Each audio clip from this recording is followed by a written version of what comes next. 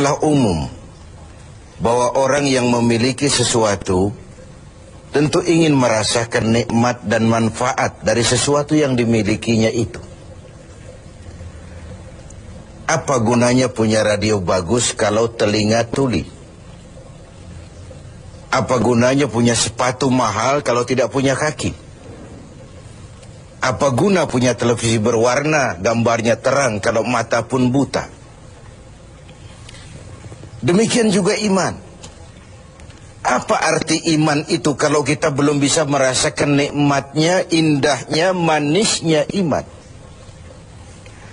Orang yang merasakan manisnya iman, manis rasanya ketika dia sujud. Manis rasanya ketika dia berlapar dan berhaus melaksanakan ibadah puasa. Manis rasanya ketika dia harus menginfakkan sebagian dari harta yang dimilikinya. Manis ketika dia melaksanakan wukuf di padang Arafah, berhaji untuk Allah. Manis melaksanakan apapun yang menjadi tuntutan dari nilai imannya itu. Untuk bisa merasakan nikmatnya, manisnya, indahnya iman, Rasulullah sallallahu alaihi wasallam mengajarkan kepada kita salasun man kunna fihi wajada halawatal iman. Ada 3 perkara. Siapa yang mempunyai 3 hal ini, 3 perkara ini, ia akan bisa merasakan manisnya iman, indahnya iman, nikmatnya iman. Apa yang 3 itu? Pertama, ayyakuna Allah wa rasuluh ahabba ilaihi mimma siwahuma. Seseorang yang cintanya kepada Allah dan Rasulnya di atas segalanya. Kita diberikan hati, dalam hati bertumpu sejuta rasa. Apa yang paling dominan di hati, itulah yang jadi kecenderungan kita. Bahwa kita cinta harta benda, tentu. Kita cinta tanah air, itu pun bagian dari iman. Kita cinta pangkat dan jabatan, wajar. Kita cinta anak dan istri, iya. Dan agama pun tidak melarang. Persilahkan. Cintailah apa yang perlu kau cintai. Mencintai tanah air, mencintai bangsa dan negara, mencintai harta benda, mencintai anak istri, mencintai teman, pangkat, jabatan. Persilahkan. Tapi kan cinta kepada alam dan seluruh isinya dibatasi oleh kesadaran. Pada suatu saat kita akan berpisah. Cinta kita kepada harta, entah si harta dulu hilang di gondol maling, entah kita dulu meninggalkan harta itu. Cinta kita kepada pangkat dan jabatan ada waktunya. Cinta kita kepada anak istri sekalipun ada saatnya. Inilah batas kesadaran itu, supaya dia jangan berurat dan berakar di hati. Kepada Allah dan Rasulnya kita tidak akan pisah selamanya. Kesana idealnya kita memperbanyak rasa cinta ini. Ketika terjadi perang Tabuk, baginda Rasul melakukan mobilisasi dana. Semua sahabat memberikan sumbangannya. Datanglah seorang sahabat, Sayyidina Abu Bakar Siddiq radhiyallahu an, memberikan harta bendanya. Begitu banyak sampai Rasul bertanya, hal tarakta li ahlika syai'an ya Abu Bakar? Begini banyak yang kau bawa ini Abu Bakar, kau belanjakan di jalan Allah untuk kepentingan perang Tabuk, mempertahankan akidah. Apa buat keluargamu sudah kau tinggalkan sesuatu untuk kehidupan mereka? Beliau senyum, na'am, taraktu lahumullaha wa rasulah. Benar, sudah aku tinggalkan buat keluargaku. Apa yang ditinggalkan? Aku tinggalkan kepada mereka Allah dan Rasulnya. Cinta kepada Allah dan Rasulnya, itu yang aku tinggalkan kepada keluargaku. Adapun harta, semuanya aku belanjakan di jalan Allah untuk kepentingan mempertahankan keyakinan. Ini adalah sebuah contoh orang yang cintanya kepada Allah dan Rasulnya di atas segalanya. Harta itu, pangkat dan jabatan itu, semua kekayaan materi yang kita miliki itu, kalau sudah memenuhi panggilan Allah dan Rasulnya, semua mengalir. Semua mengalir. Dari sana dia datang dan ke sana juga dia akan kembali. Inilah keyakinan terhadap inna lillahi wa inna ilaihi raji'un. Dari Allah segalanya datang, ke jalan Allah juga, kepada Allah juga semuanya akan kembali.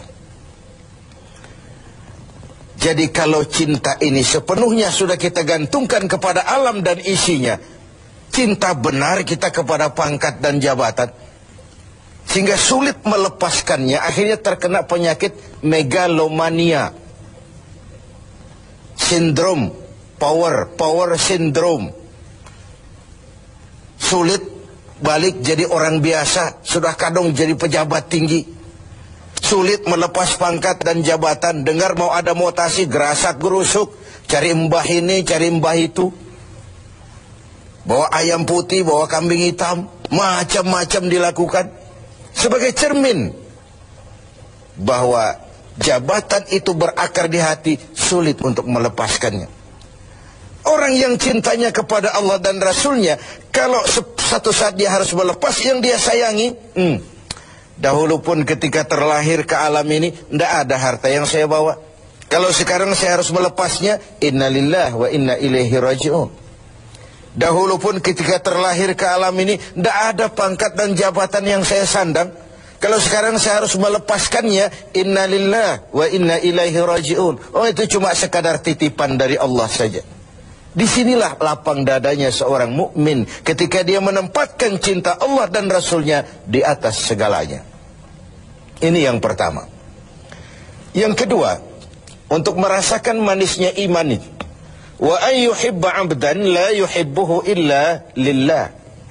Dia cinta kepada sesama hamba, cintanya karena Allah, bukan karena kepentingan. Kalau sudah cinta karena kepentingan, sebatas kepentingan terakomodir, kita loyal, kita taat, kita setia, kita cinta. Begitu kita merasa kepentingan kita diabaikan, kita jadi musuh nomor satu. Pantas saja kalau dalam panggung politik ada pameo, tidak ada teman abadi.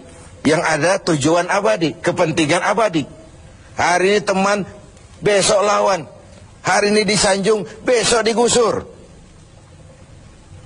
Agama mengajarkan cintai sesama hamba karena Allah, bukan karena kepentingan, bukan karena mencari kehormatan diri, tapi karena Allah saja. Kau di jalan Allah, kau saudara saya. Kau keluar dari jalan Allah, sampai sini saja kita. Bersaudaranya itu karena Allah. Islam membebaskan manusia dari ras diskriminasi, dan ikatan akidah jauh lebih kuat daripada ikatan darah. Tidak ada persaudaraan yang lebih kokoh selain persaudaraan yang diikat dengan nilai-nilai akidah. Saya sih tahu mabuk itu haram, cuma saya ngormatin teman. Ngormatin teman, ikut minum. Saya sih tahu judi itu haram, cuma diajak saya nggak enak sama teman. Ngormati teman, mengorbankan keyakinan. Untuk hal-hal yang seperti itu, tidak ada toleransi yang perlu dirumuskan. Bersaudara karena Allah, bertemu karena Allah, berpisah pun juga karena Allah. Ini yang mahal zaman sekarang. Sekarang kan bersaudara karena kepentingan, karena ada maunya. Berteman karena ada kepentingan. Bila kepentingan tercapai, teman jadi lawan pun nggak masalah. Lawan jadi teman sekalipun it's okay, asal kepentingan tercapai. Nah, nuansa Ramadan mempertemukan kita dalam ikatan jalinan karena Allah semata-mata. Bertemu ya karena Allah, berpisah pun juga karena Allah. Ikatan kekeluargaan kita sebagai bangsa memang nyaris rapuh. Berbagai konflik di daerah belum kunjung selesai. Baik yang bernuansakan agama, etnis, dan macam-macam lagi. Di Papua sana, di Poso sana, bahkan di kota-kota besar masih sering terjadi bentrokan antar kampung, antar tetangga, antar wilayah. Lalu keroyokan, rame-rame, menyatakan identitasnya pada proporsi yang salah sebenarnya. Bertemu karena Allah, berpisah juga karena Allah. Persaudaraan semacam itu melahirkan kenikmatan iman. Kenapa? Karena imanlah yang mengayomi itu semua. Yang ketiga terakhir, untuk bisa merasakan manisnya iman, wa ayyakraha ayyauda fil kufri ba'da idh anqazahu Allah minhu kama yakrahu ayyukzafa finnar. Dia benci kekafiran, kebatilan, kezaliman, kemunkaran, ketidakadilan, maksiat. Setelah dia diselamatkan Allah dari hal-hal seperti itu, sebagaimana dia tidak suka kepada neraka, sebagaimana bencinya dia kepada neraka, begitulah dia membenci kebatilan, ketidakadilan, kezaliman. Tidak seorang pun di antara kita yang suka neraka. Jangankan lagi masuk, mendekat saja kita tidak kepengin. Seperti itulah harusnya sikap kita menghadapi kemunkaran, kebatilan, kezaliman, ketidakadilan.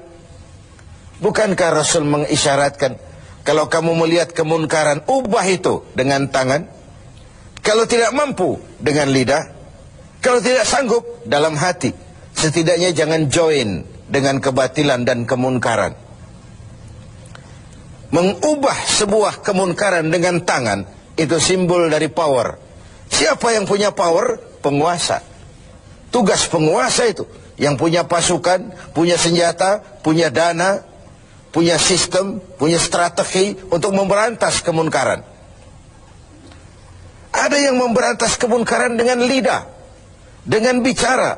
Para ulama, para mubalik, para kiai, para wakil-wakil rakyat di DPR sana, mencegah yang munkar dengan lidah, bicara. Sampaikan apa yang menjadi aspirasi rakyat. Ada yang dalam hati saja, ini biasanya rakyat banyak. Bicara nggak didengar, kadang juga takut akibatnya, dalam hati saja. Setidaknya tidak join dengan yang namanya kemunkaran. Karena ketika yang ma'ruf berjalan, yang munkar juga berjalan, sama-sama berjalannya, lalu hukuman datang kepada yang munkar ini, yang ma'ruf pun akan terkena juga dampak dan akibatnya. Inilah makna pernyataan Quran, wattaqu fitnatan la tusibanna allazina zalamu minkum khassah. Takutlah musibah, bencana yang kalau datang tidak hanya menimpa orang-orang yang zalim di antara kamu, yang baik pun akan terkena juga dampaknya.